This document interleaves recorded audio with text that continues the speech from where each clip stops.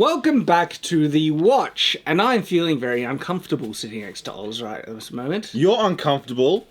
I'm naked. You're freezing, Oz. Must be so cold. Yeah, that's why.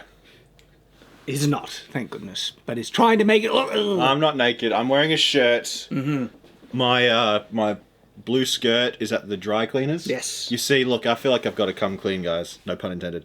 Not all of them were toothpaste. Why? Holy crap. I ordered chowder from the restaurant the other day, and it just went everywhere, mixed with all the cum stains and everything. Why did you say that out loud? I like making people uncomfortably laugh. Obi-Wan Kenobi is over, and now we can look back on it with an equal level of disgust that Oz just made us experience. But there are some things to kind of comment on now that it's all done and dusted and it's over.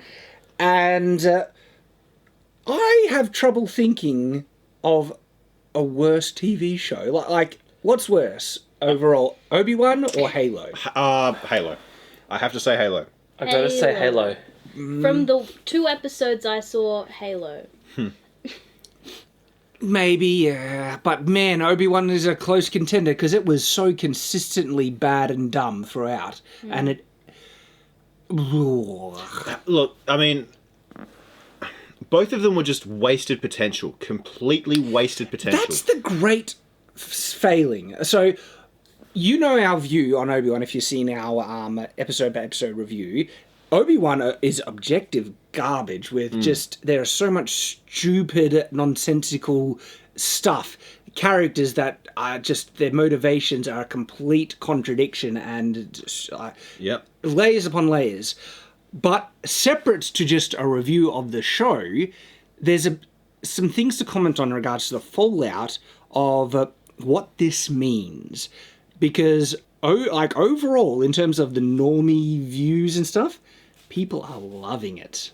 Why? Because it's Star Wars content. Put lightsaber on a turd. Said hello there. At the very end! No, here's the thing though, right? If you can imagine it, right? If you can actually imagine it happening, you're not why does it matter if they do it on screen? You've already seen him do it once. You can imagine him doing it again. Because they love Obi-Wan and now they get to see him again. Again. There's an old saying. Have you ever heard this one? You can put lipstick on a pig, but it's still a pig. Yeah, my dad said that to me once. But see, now it's... You can give a lightsaber to a turd, and people won't realise it's a turd, because it's got lightsaber or Kenobi. Lightsaber. And Disney, they've caught on to it. This is the most depressing realisation of jangle the keys and give us your money, and people will just eat it up. I almost see it as a form of abuse, where they're taking advantage of people's honest, sincere nostalgia and love. They are literally mistreating these characters and properties, but because people are just getting the crumbs that they've been starving for, they love it. You haven't heard the, this is going to get cut, but have you heard the whole male feminist thing? Please, a crumb of pussy, my lady. Have you heard that before? Yeah, let's go. Anyway. No, well, that one I'll let in. Okay. Because it's an apt analogy. Anyway, but yeah, and look, Halo and Obi-Wan suffered from the same problems, right? 2 franchises, incredible sci-fi space operas. Amazing music on both of them. I think Halo's better. Sorry, Nathan. But You're wrong, but okay. And a lot of material to draw from. a lot of material to draw So from. much source material. Yep. Like, you don't need to pay anyone. Yeah. You just use whatever's already been written. And they ignored all of it. And the writers were arrogant pricks to think that they could just come in and destroy everything and then call us racist because we hated it. Yeah, I know. They literally did that. Reva was one of the worst written characters I've ever seen. Yep. Like, I would almost call Reva worse than Rey almost. She's a Reeve type. Rey was a Mary Sue, but she was a consistent Mary Sue. She didn't know what she wanted, And she even admitted that. I don't know where and so she was a lost, unfocused character that was at least aware of it. Reva is just doing crap and is completely contradictory. There's no explanation as to why she decides to try and kill Luke at the end. There's no... You can't... Like, what is going on? She's like straight up evil, and You then mean she's... Vader? No, she tries to kill You said Luke. Luke. At the She end. tries to kill Luke. Yeah, at Wait, the end. Reva. Reva Yeah. tries to kill Luke at the end, remember? When she goes to Tatooine. Ah, the kid Luke. Yeah. Right. I've repressed it all. I wish I could. Her plan to kill Vader for being this big, bad, mean person that killed her family, killed Jedi, is to become a big, bad, mean person and kill Jedi and stuff. It's like, are you retarded? Even What her is- sneak attack was, ah! And then, it's like, at the very end, she's only now starting to realise, am I just like Vader? It's like, are you a moron? You literally been killing Jedi this whole time, and you never realised that, hey, I hate Vader for doing this. Maybe I shouldn't do... Like, how brain dead of a character do you need to be?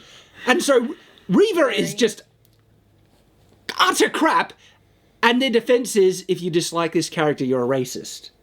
I mean, Disney is despicable crap. Well, guess I'm racist now. Well, this is... hang on. There is a really bad thing about it, right? Call people who aren't racist enough. The danger is you might get them to believe it. And then they'll just start acting like it. Their attempts to try and cure racism will literally create more racism, which I think they want, because then that will give them the boogeyman that they need to virtue signal and fight against. And think about it. You're going to call them racist regardless, so why would anyone care? They've made that term utterly powerless. Yep. It means nothing now. Yep. Because everyone's racist now. You can't criticise anyone who is of a different colour skin or anything, Well, that's the thing. because if you do, you're racist. Everyone's racist. And by the way, which like, is- this is...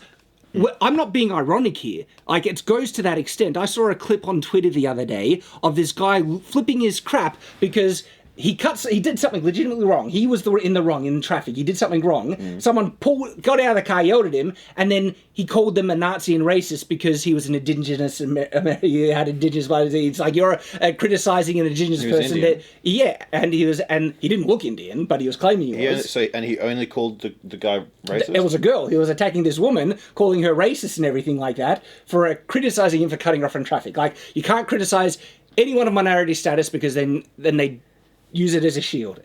People do that.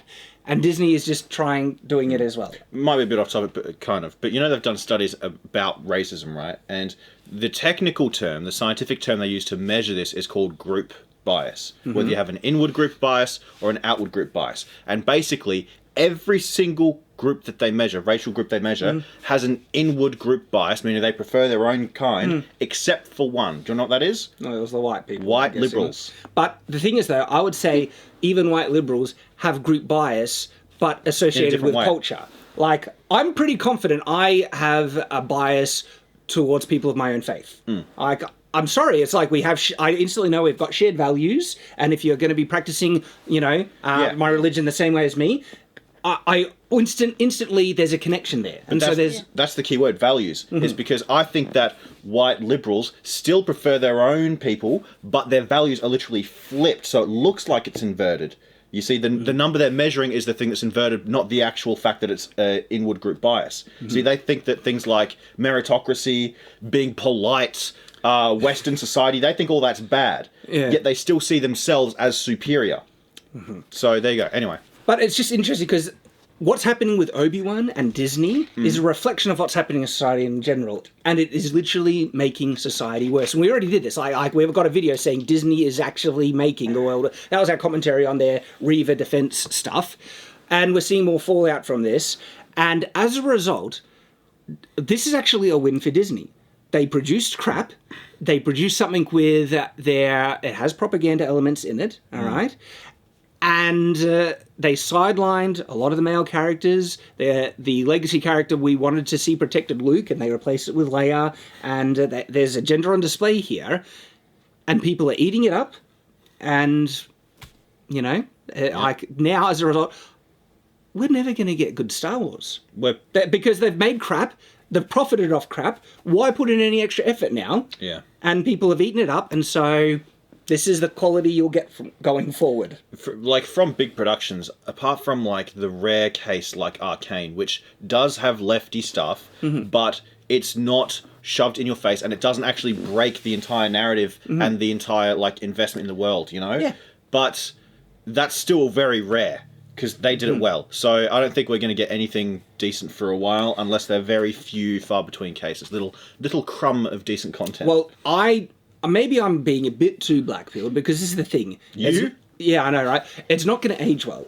Obi-Wan is going to be the same result as The Last Jedi, where people, they've been so desperate for Obi-Wan and Star Wars content from the prequels and stuff, that there's like, they just see it through rose-tinted glasses, so they see it through rose-tinted glasses, they love it.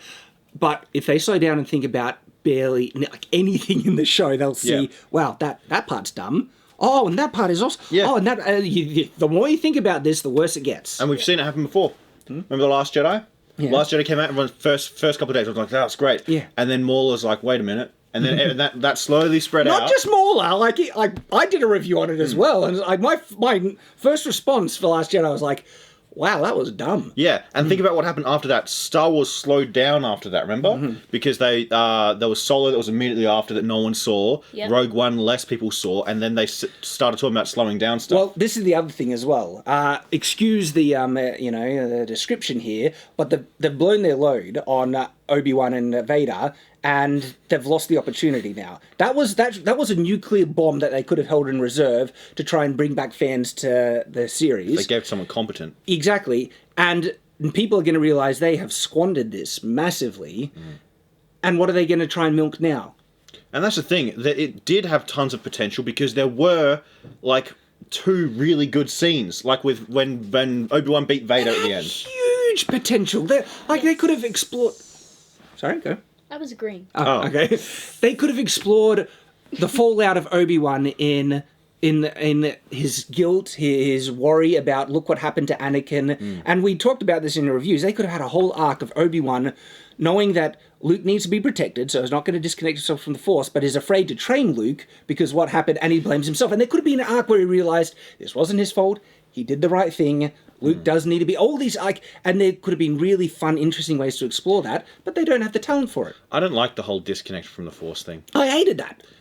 It contradicted his Jedi. mission, and the way it ended, I'm so angry. The way it ended, Obi-Wan has abandoned Luke. And can we, just slow down and take a broad view of what's happened in this show, right? It began with Sith Inquisitors not only came to Tatooine, literally threatened Uncle Owen Lars. and killing his family in that same day, and then Obi-Wan the day after decides, yeah, it'll be okay if I leave. Good time to get out of Dodge. When the very purpose of what is there was just threatened to be killed. They said they'll kill his family.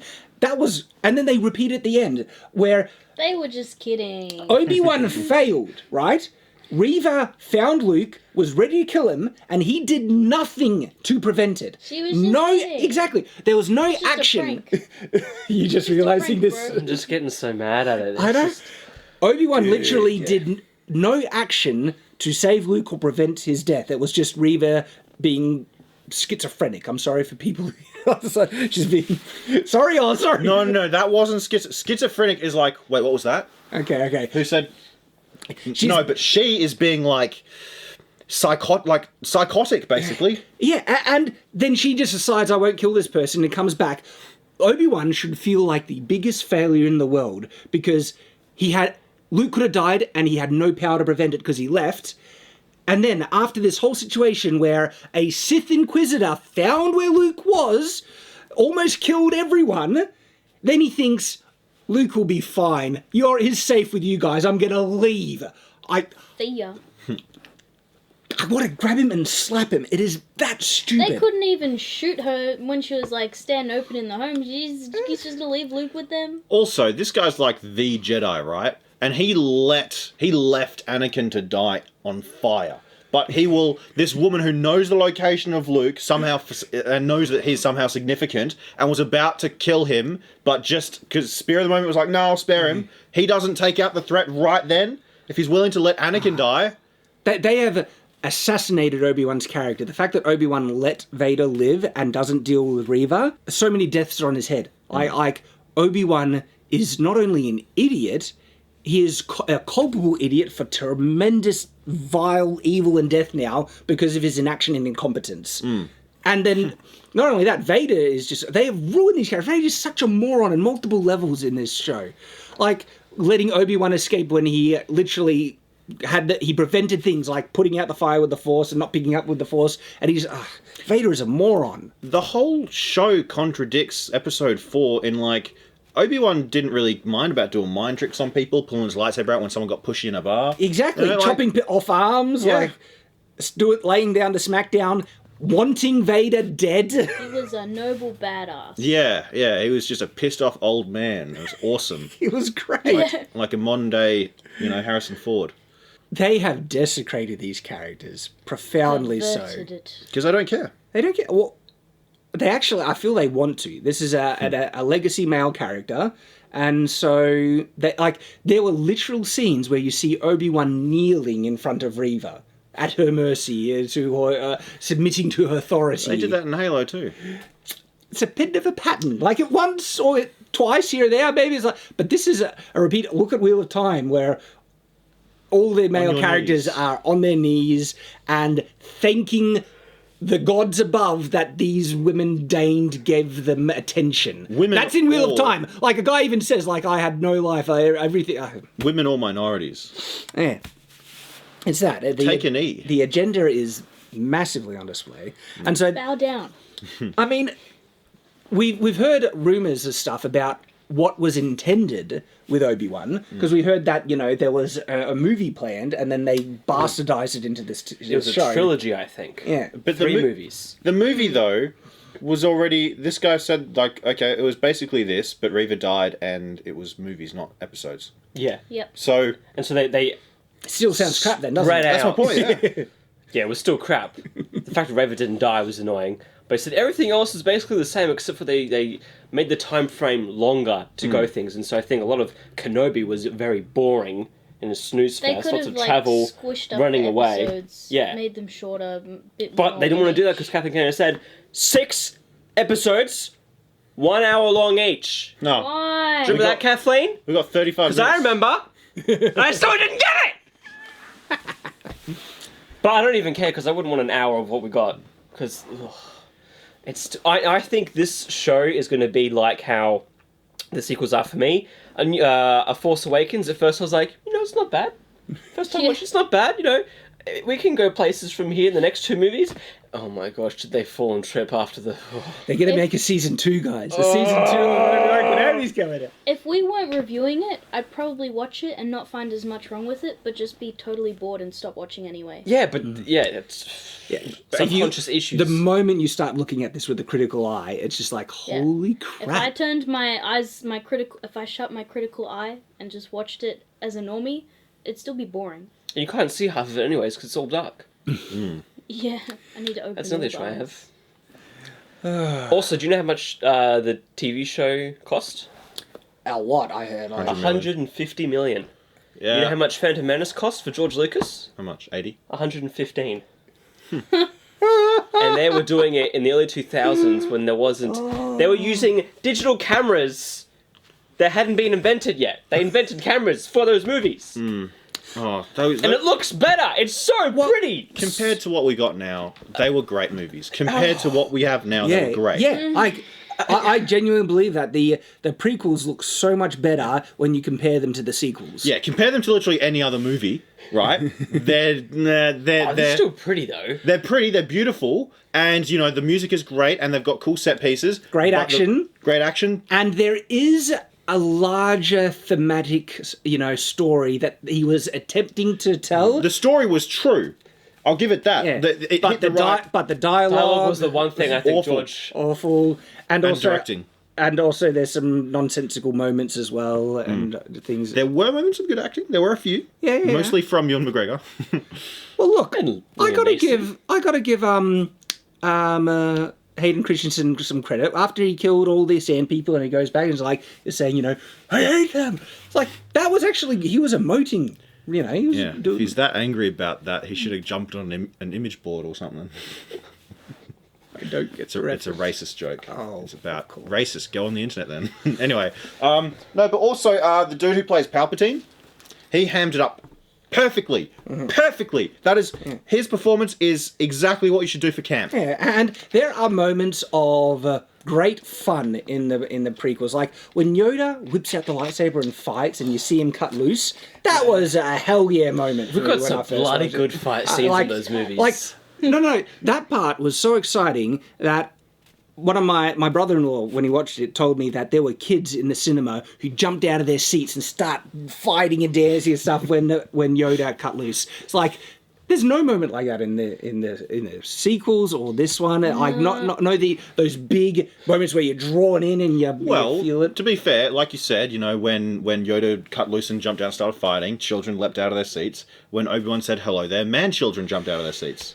That's as cheap as it gets nowadays, and people might say, well, there are moments in Obi-Wan where he goes crazy with the Force, and it's like, okay, think about it for 2 seconds how it breaks canon. You won't be jumping out of your seat. You're like, and like some of the desperate defenses of Obi-Wan is pretty sad at the moment. Like, people have been trying to defend, what are you talking about? Jedi have been doing that all the time, and all they're saying is like, okay, so the expanded, Star Wars things have been breaking canon as well. Which it doesn't excuse any of that. And Disney retconned all that. And it doesn't excuse the rest of it. Yes. Yeah, how he got there. Oh my goodness.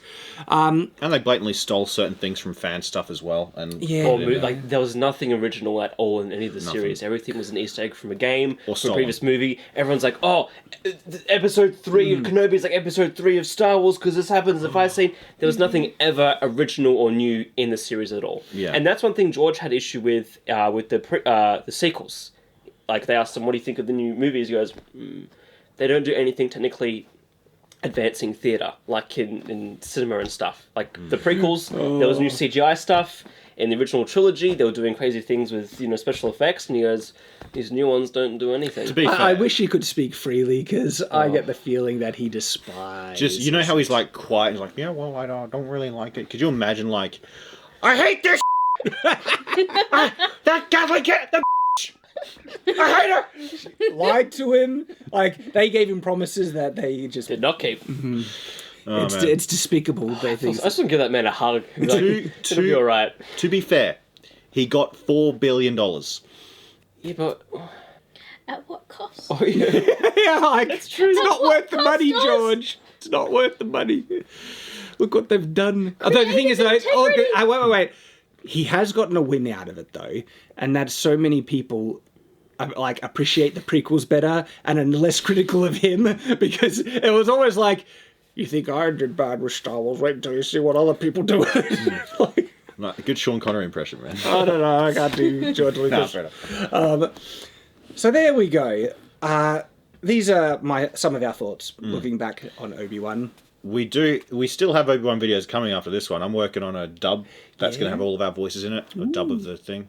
I did like a full-on fight scene autopsy of all the main fight scenes in Obi-Wan, and there's some things that are passable. One thing I actually liked, but a lot of it is just crap, utter crap. And so if you want a very detailed breakdown, there's that, and there's more things that we will be working on, commenting on into the future. Any other thoughts you guys wanted to share? No. So until next time, stay watchful.